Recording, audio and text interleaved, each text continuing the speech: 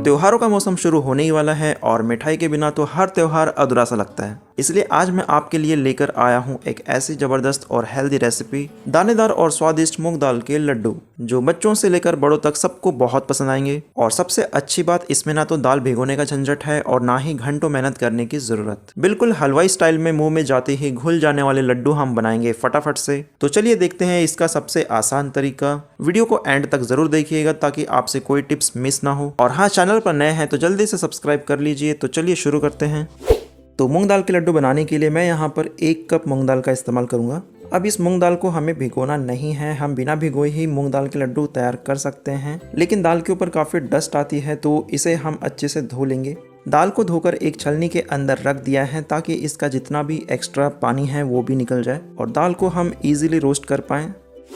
तो जब तक दाल से पानी निकल रहा है, हम यहाँ पर एक कढ़ाई के अंदर घी गर्म कर लेते हैं। तो यहाँ पर मैंने टोटल 1/4 कप घी लिया हुआ है। अब इस घी में से हम पूरा घी इस्तेमाल नहीं करेंगे, सिर्फ 1 चम्मच घी का ही हम इस्तेमाल करने वाले हैं। तो ये 1 चम्मच घी हमने कढ़ाई में डाल दिया है और इधर जो दाल हमने धोकर रखा हुआ था वो अब इस कढ़ाई में डाल देते हैं। और इस दाल को हमें लो फ्लेम पर हल्का सा कलर चेंज हो जाए और थोड़ी सी इसमें खुशबू आने लगे तब तक हमें इसे रोस्ट करना है।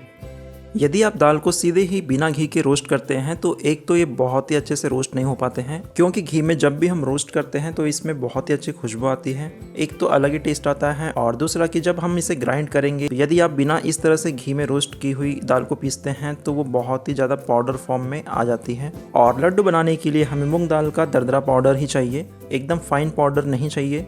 तो जब भी आप दाल को पीसें तो आपको कोई भी प्रॉब्लम नहीं होगी, दाल बहुत ही अच्छे से दानेदार पीसी भी जाएगी। और दूसरा कि जब आप पीसें तो पाउडर नहीं होगी एकदम से, इसलिए उड़ेगी भी नहीं। तो ऐसे ही दाल को रोस्ट करने पर उसका इतना फाइन पाउडर बन जाता है कि पीसने के बाद जब ढक्कन खोलते हैं तो दाल ऐसे उड़ने लगती है। तो इससे टेस्ट भी आता है, इस तरह से और पीसने में भी कोई प्रॉब्लम नहीं होती है। तो यहाँ पर पॉइंट की बात यह है कि हमें एकदम परफेक्ट टेक्सचर मूंग दाल का मिल जाता है। और यहाँ दाल को हमने धो लिया है तो इस वजह से भी ये ऊपर की जो स्किन है वो थोड़ी गीली हो गई है। तो गीली होने से ये दाल और भी टाइम लेगी रोस्ट होने में, और धीरे धीरे रोस्ट होगी तो एकदम से लाल नहीं होगी। नहीं तो क्या होता है कि जब हम दाल को रोस्ट करते हैं तो वो ऊपर से लाल हो जाती है, मतलब ऊपर से पक जाती है लेकिन अंदर से कच्ची रह जाती है। और इस तरह से जब हम दाल को धो लेते हैं तो इसकी जो डस्ट है वो भी निकल जाती है। और दाल को इस तरह से धोकर इस्तेमाल करने से ये धीरे धीरे कुक होती है तो और भी अच्छा फ्लेवर आता है लड्डू में। अब जो 1 चम्मच घी हमने इस्तेमाल किया था दाल को रोस्ट करने में, वो अब धीरे धीरे सेपरेट होने लगा है। दाल हमारी अच्छी रोस्ट हो गई है, बहुत ज़्यादा इसे लाल ना करे, बस हल्का सा कलर चेंज हो जाए तभी तक आपको इसको रोस्ट करना है। तो इस दाल को हम थोड़ा सा ठंडा होने देंगे और जब ये ठंडी हो जाएगी तो ग्राइंडर जार में इसे ट्रांसफर कर लेंगे। तो अब इस दाल को हम ग्राइंड कर लेते हैं। तो दाल को जब हमने ग्राइंड किया है तो ये देखिए बहुत ही अच्छा दरदरा इसका पाउडर बनकर तैयार हुआ है। और घी की वजह से इसमें हल्की नमी भी है तो ये बिल्कुल भी ग्राइंड करते समय उड़ी नहीं है और बिल्कुल फाइन पाउडर भी इसका नहीं बना है। तो लड्डू भी हमारे बहुत ही ज़्यादा टेस्टी बनने वाले हैं, इस चीज़ की गारंटी मैं पहले ही दे रहा हूँ।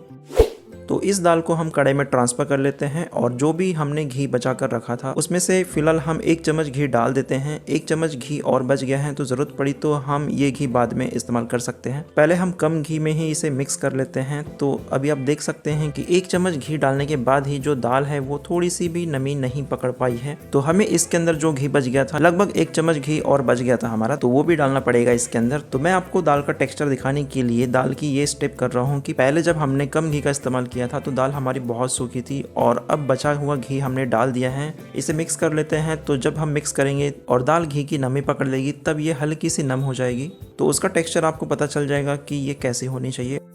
तो आप देख सकते हैं इस तरह की ये दाल हो गई है, हल्के सी कलर में येलो हो गई है। पहले ये दाल थोड़ी सफ़ेद दिखाई दे रही थी, अब दाल क्योंकि हम पहले ही इसे रोस्ट कर चुके हैं तो इस स्टेज पर हमें इसे बहुत ज़्यादा रोस्ट नहीं करना है, लेकिन फिर भी 2 से 3 मिनट के लिए आप इसे लो फ्लेम पर जरूर रोस्ट करें ताकि इसमें कोई भी कसर बाकी ना रह जाए और परफेक्ट टेक्सचर मिले हमें दाल का। तो अब आप देख सकते हैं कि दाल में बहुत ही अच्छी नमी आ गई है, क्योंकि दाल जैसे जैसे रोस्ट होती जाती है वो वापस घी छोड़ने लगती है। बहुत ज़्यादा हमने घी नहीं डाला इसलिए ज़्यादा घी ये नहीं छोड़ रही है। अब इन लड्डुओं को हम दानेदार बनाने के लिए और बहुत ही ज़्यादा सॉफ्ट बनाने के लिए हम इसमें डालेंगे आधा कप दूध। अब एक साथ ना डालकर हम थोड़ा थोड़ा दूध इसमें डालते जाएंगे और इसे मिक्स करते जाएंगे। अब दाल हमारी काफ़ी प्यासी है तो सारे दूध को ये काफ़ी अच्छे से एब्जॉर्ब कर लेगी और जैसे जैसे दूध को एब्जॉर्ब करेगी ये थोड़ी सी सॉफ्ट भी हो जाएगी और बहुत ही दानेदार और खीली खीली हो जाएगी। तो दूध का इस्तेमाल करने से यहाँ पर एक फ़ायदा होता है कि लड्डू हमारे बहुत ही मॉइस्ट और दानेदार बनते हैं, और दूसरा फ़ायदा ये है कि टेस्ट भी बहुत अच्छा आता है, और आगे जाकर जब हम इसमें चीनी डालेंगे तो वो भी इजीली इसमें मेल्ट हो जाएगा।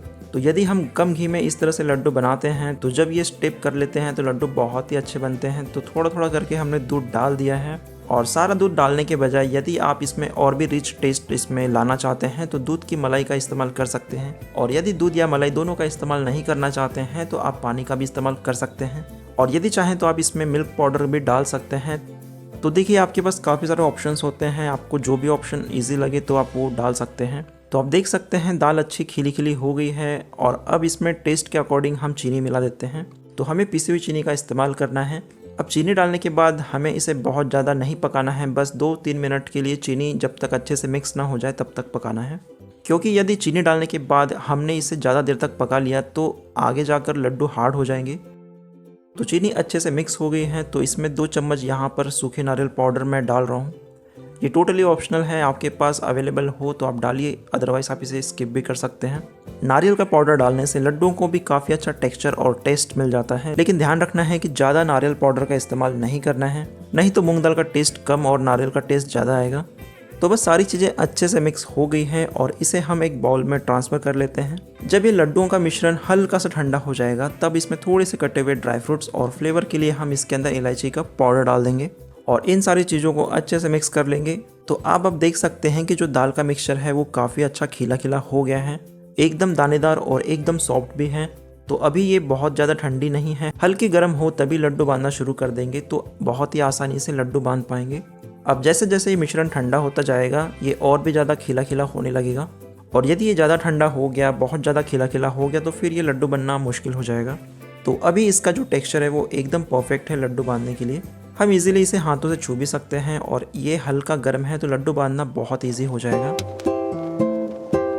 तो जिस साइज़ के लड्डू आप बनाना चाहते हैं उस साइज़ के लड्डू भी आप इसे बना सकते हैं बहुत ही आसानी से। और ये देखिए हमारा कितना सुंदर मूंग दाल का लड्डू बनकर तैयार हुआ है, और बहुत ही दानेदार और सॉफ्ट लग रहा है। तो चलिए जल्दी से मैं सारे लड्डू को इसी तरह से बनाकर तैयार कर लेता हूँ, और एक लड्डू का टेक्सचर मैं आपको दिखाता हूँ कि ये कैसा बना है। तो बहुत ही ज़्यादा मॉइस्ट और दानेदार लड्डू बनकर तैयार हुआ है। आप इसे 15 से 20 दिन तक आराम से स्टोर करके रख सकते हैं, लेकिन यकीन मानिए आपको इसे स्टोर करने की ज़रूरत बिल्कुल नहीं पड़ेगी, क्योंकि ये तुरंत ही खत्म हो जाएंगे। तो आप भी ज़रूर से ये हेल्दी और टेस्टी मूंग दाल के लड्डू बनाएं, और लड्डू कैसे बने मुझे कमेंट में ज़रूर बताएं। और यदि ये ऑथेंटिक मीठे मीठे मूंग दाल के लड्डू आपको पसंद आए हैं तो मेरे वीडियो को प्लीज़ लाइक कर दीजिएगा और शेयर कर दीजिएगा, और मेरे चैनल को आपने अभी तक सब्सक्राइब नहीं किया है तो सब्सक्राइब कर दीजिएगा।